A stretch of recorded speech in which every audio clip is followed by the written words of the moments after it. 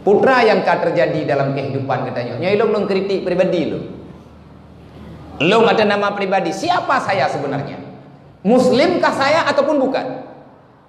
Menyelong Islam yang benar. Nyai long kun kedra lo. Karena menyahantat tem kun kenang dengan ayat Allah. Ara'aital ladzi yukadzibu biddin fadzalikal ladzi yad'ul yatim wa la yahuddu 'ala ta'amil miskin. Kasiap ni. Siap. Baik hai.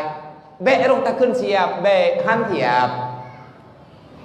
Puhan siap dengan ancaman Allah neraka baik. Tetapi yang betul puasit Allah kalian pegah. Muhammad, ada di antara umatmu yang sebenarnya mereka adalah munafik. Mereka adalah pengkhianat. Mereka adalah makhluk yang mendustakan agama. Di depanmu Muhammad, mereka seolah-olah punya agama. Dan mereka menampakkan dirinya di hadapanmu dengan gaya yang begitu sempurna. Seolah-olah dia itu muslim sejati. Menyahika kata Muhammad bere.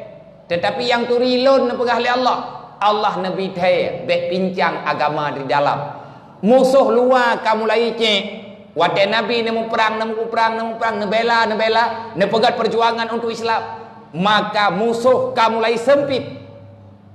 Musuh iluar kamu hijarang. Bahkan kata makut. Itu biar musuh dari dalam. Teh musuh dari dalam. Orang yang kau beriman. Yang kau tergoda dengan bisikan syaitan. Putra yang dibisik oleh syaitan.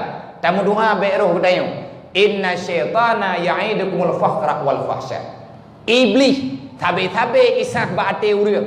Baik kamu sedekah, nyankan buatkah, bah menan ni kedih. Awak nyan buat anak muda nyan. Kajuk pijit, hana pijit.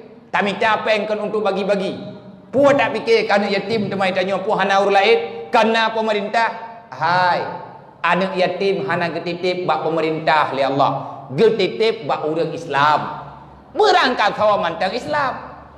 Baik pemerintah ataupun ketanya orang biasa inang dan agam yang kabalik berangkal. Anak yatim piatu itu adalah titipan amanah Allah. Iblis hitam bagi dayung. Baik letak kajuk. Kajuk masih tengok hari mentek. Kajuk masih borgam mentek. Nyamak megang itu. Puak kabila letak. Napeng tertuh ribai. Tajuk itu hantruk mau 20 ribai api. 5 ribai ya tapi. Nyawa ban tunggu. Tanya dengan perintah Allah. Siapa kita? Wallahu a'lam.